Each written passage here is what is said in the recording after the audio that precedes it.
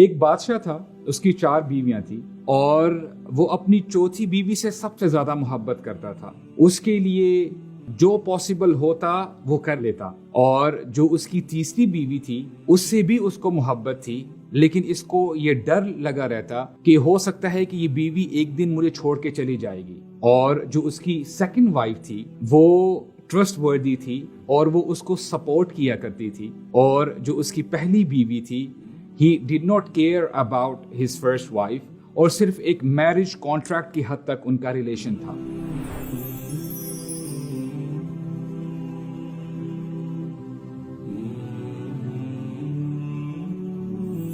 وقت گزرتا رہتا ہے اور بادشاہ جب بڑھاپے کو پہنچتا ہے تو اپنی 4th وائف کو بلاتا ہے، کہتا ہے کہ میں اب بوڑھا ہو چکا ہوں اور میں نے تمہارے لیے سب کچھ کیا، تو تم میرے ساتھ اب قبر میں چلو، مجھے تمہاری ضرورت ہے. اور یہ بیوی وداؤٹ ویسٹنگ اینی ٹائم بھاگ کے چلی جاتی ہے کہ میں تمہارے ساتھ نہیں رہوں گی. اور پھر وہ اپنی تیسری وائف کے پاس جاتا ہے اور اس کو کہتا ہے کہ why don't you come with me in my grave، میں نے تمہارے لیے بھی بہت سیکریفائس کیا ہے.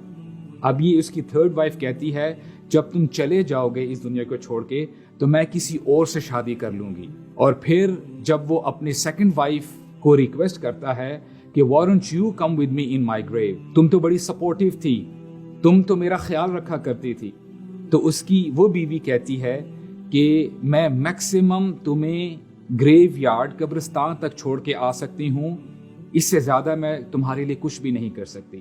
ابھی یہ بات کر ہی رہا ہوتا ہے، پیچھے سے آواز آتی ہے اس کی 1st وائف کی اور وہ بہت کمزور ہو چکی ہوتی ہے کیونکہ اس نے اس کا خیال ہی نہیں رکھا ہوتا. وہ کہتی ہے کہ I'll go with you in your grave، میں تمہارے ساتھ جاؤں گی. اور یہ بندہ جب اپنی پہلی بیوی کو دیکھتا ہے تو ریگریٹ فیل کرتا ہے، اس کو پچھتاوا ہوتا ہے کہ کاش میں نے تمہارے ساتھ زیادہ وقت گزارا ہوتا. اور پھر وہ مر جاتا ہے. Brothers and sisters, to be honest, we all have 4 wives. 4th wife, it's your own self، جس کے لیے آپ اپنی ساری زندگی لگا دیتے ہیں. You beautify yourself، آپ اپنے آپ کو صحت مند رکھنے کی کوشش کرتے ہیں. اور جب بندے کے موت کا وقت آتا ہے تو یہ آپ کی باڈی ہی پہلی چیز ہے جو آپ کو چھوڑ کے چلی جاتی ہے. آپ اپنی شہادت کی انگلی اٹھانا چاہتے ہیں. You want to say اشہد ان لا الہ الا اللہ و اشہد ان محمد رسول اللہ صلی اللہ علیہ وسلم، لیکن آپ کی باڈی آپ کا ساتھ نہیں دیتی. اور پھر your 3rd wife، that is your money and your wealth، جو آپ کا مال ہے، جو آپ کا بینک بیلنس ہے.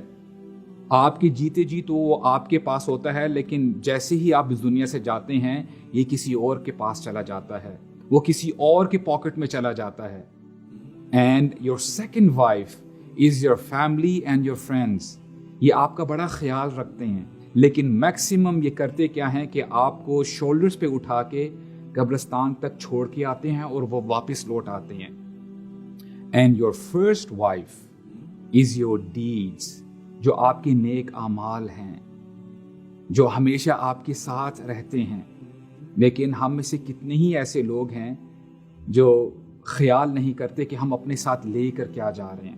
اللہ کے نبی فرماتے ہیں صلی اللہ علیہ وسلم، یتبع المیت 3، 3 چیزیں ہیں جو میت کے ساتھ چلتی ہیں اور اس کو قبرستان لے کے جاتی ہیں. اور ان 3 میں سے 2 تو واپس آ جاتی ہیں اور ایک وہاں پر ہی رہتی ہے اس ڈیڈ باڈی کے ساتھ. اس کا مال اور اس کے رشتہ دار اس کو وہاں پر چھوڑ کے واپس آ جاتے ہیں. وَيَبْقَى عَمَلُهُ، لیکن اس کے اعمال اس کے ساتھ رہتے ہیں. تو ہر شخص کو چاہیے کہ وہ دیکھے اپنے ساتھ قبر میں کیا لے کر جا رہا ہے.